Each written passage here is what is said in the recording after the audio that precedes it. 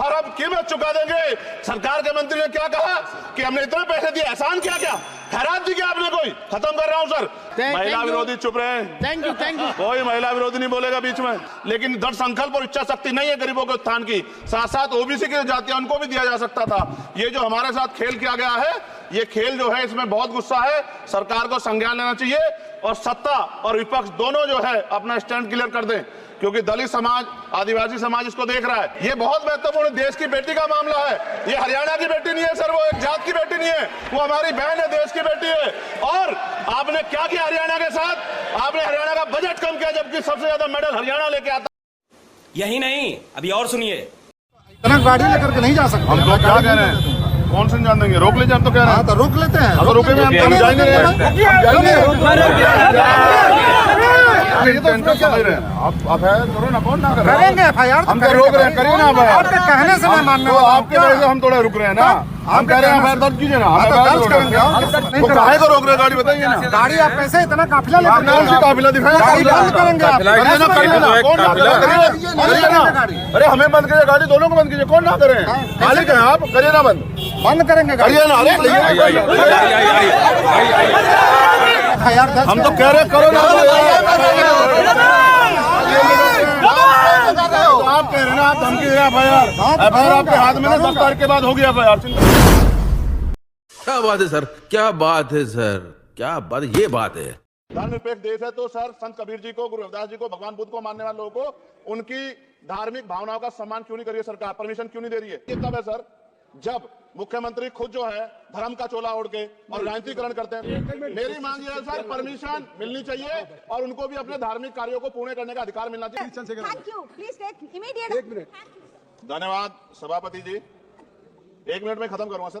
Sir पहले तो सदगुरु रविदास जी महाराज की जयंती जो देश और दुनिया में मनाई जा रही है 12 फरवरी को, उसके लिए सर मैं बधाई देता हूं। दूसरा सर, भारत धर्मनिरपेक्ष देश है और अर्जेंट मैटर पे हम लोग बोल रहे हैं सर, आपने समय दिया सर। पूरे देश में और जहां जहां बीजेपी की सरकार है सर, वहां एक भी जगह पर गांव में, मैं अपने क्षेत्र नगीना की बात करूं, परमिशन नहीं दी जा रही है सर। धर्मनिरपेक्ष देश है तो सर संत कबीर जी को, गुरु रविदास जी को, भगवान बुद्ध को मानने वाले लोगों को उनकी धार्मिक भावनाओं का सम्मान क्यों नहीं कर रही है सरकार? परमिशन क्यों नहीं दे रही है? उनको कुचलने का काम क्यों कर रही है? और ये तब है सर जब मुख्यमंत्री खुद जो है धर्म का। चंद्रशेखर जी। धन्यवाद सभापति जी। राष्ट्रपति जी के अभिभाषण पे मुझे आपने मेरी बात रखने का मौका दिया। मैं जातिगत जनगणना से शुरुआत करूंगा जिसकी देश को जरूरत है, क्योंकि जनगणना होगी तो आंकड़े आएंगे तो जो बजट दिया जा रहा है वो सही तरह से लोगों तक पहुंच पाएगा, उस बजट का लोगों को फायदा होगा। दूसरी बात, अयोध्या में 3 दिन तक पुलिस ने कार्रवाई नहीं की, इसका खामियाजा एक बेटी को अन्याय के रूप में उठाना पड़ा और मुख्यमंत्री जी यहां खड़े होकर राजनीतिक स्पीच में उस बेटी के अपमान का तमाशा बना रहे थे। ये बहुत दुखदाई है।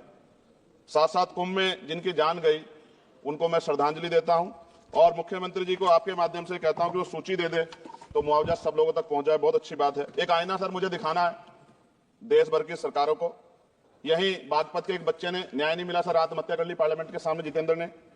परभनी में बाबा साहब अम्बेडकर की स्टैचू तोड़ी गई सर। वहां सोमनाथ सूर्यवंशी को पुलिस ने मार दिया सर।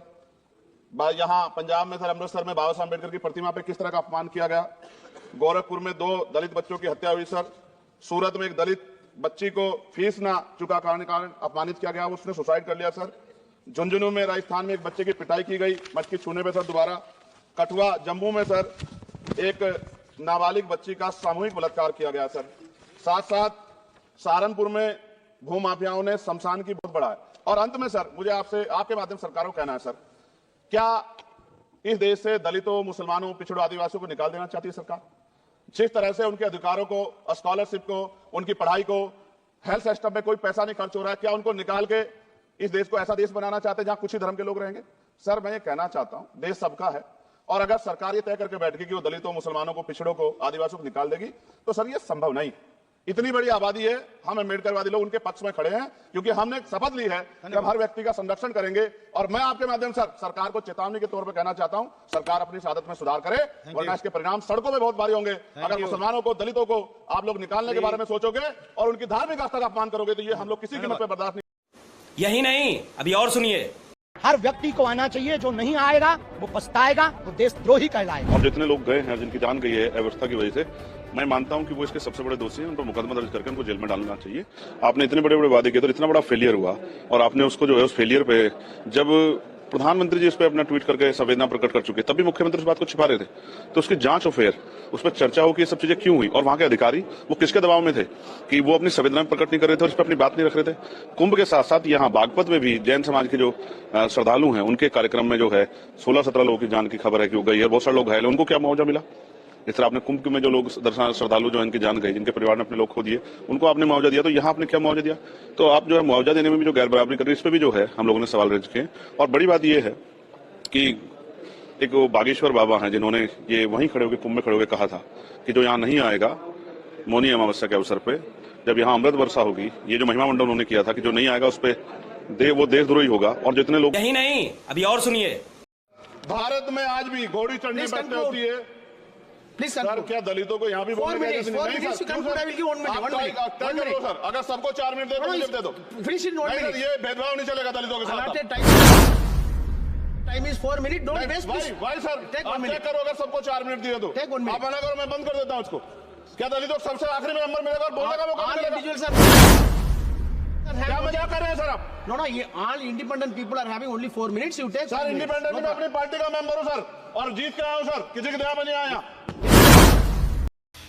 उठा ले रे देवा, उठा ले रे बाबा। है ही नहीं ना पे कुछ भी, आप झूठ बोल रहे हैं। आपको शर्म आनी चाहिए, एक जिम्मेदार अधिकारी कैसी बात कर रहा है हमसे, और सब लोगों के सामने। धर्म की बात कौन सी आ गई? क्यों नहीं है? हमने आप कानून का बताइए, दुरुपयोग कर रहे हैं, आप अपनी पावर का दुरुपयोग कर रहे हैं। हमारे पास नहीं है। कहाँ लाइए दिखाई, छिपा क्यों रहे? लाइए दिखाई ना, मैनुअल दिखाई, वो पढ़वाइए लाइन एक बार मुझे। देख रहे हैं आप? तो ना आपने सूची मांगी, और फिर मैं आपको बता दूं, 1 मिनट, संवेदनशील बंदी उनको कहते हैं जिनका कोई क्राइम रिकॉर्ड होता है। इनमें से किसी का भी पहला कोई क्राइम रिकॉर्ड नहीं है। नहीं, कैसे मूर्ख मान रहे हैं क्या सर? कुछ भी कह देंगे, मान लेंगे। आप कहिए ना नहीं कराएंगे सरकार के दबाव में, ये कहिए ना। आप झूठ बोल रहे हैं, बताइए कहाँ लिखा हुआ है? और दोस्तों में कौन नहीं आता? दोस्तों में तो पाकिस्तान तक के लोग आ जाएंगे। आप हमसे कह रहे हैं मुलाकात नहीं करने। मैं आपको, सर मेरी एक बात याद रखिए, सरकारें बदलती हैं, इस अन्याय का जवाब फिर देना पड़ेगा आपको। यहीं कहाँ नौकरी करेंगे आप? बाकी आप माफ करो। अब मैं आपको कहेंगे माफ करो भाई, आप मालिक हैं। नहीं, हम मालिक। आप लिख दो ना मेरी एप्लीकेशन पे, लिख के तो देना पड़ेगा ना, या फिर मैं यहीं बैठूं, आप मुझे बताओ तय करो अपने ऑर्डर के लिए। वो प्रशासन जाने, अल्लाह का। नहीं, आप मुझे लिख के दोगे, आप वो कर रहे हो, आप लिख के दोगे, आपकी जिम्मेदारी जेल साहब। हम जवाब। बिल्कुल चुप। हिम्मत कैसे हुई तेरी मुंह खोलने की?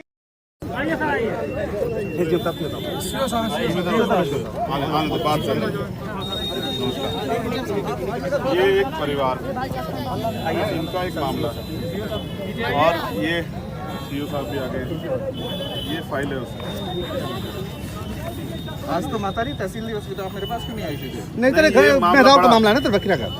ये बड़ा मामला है, इसमें गिरफ्तारी कुछ नहीं है बेटा। कोई पता है FIR कहाँ है?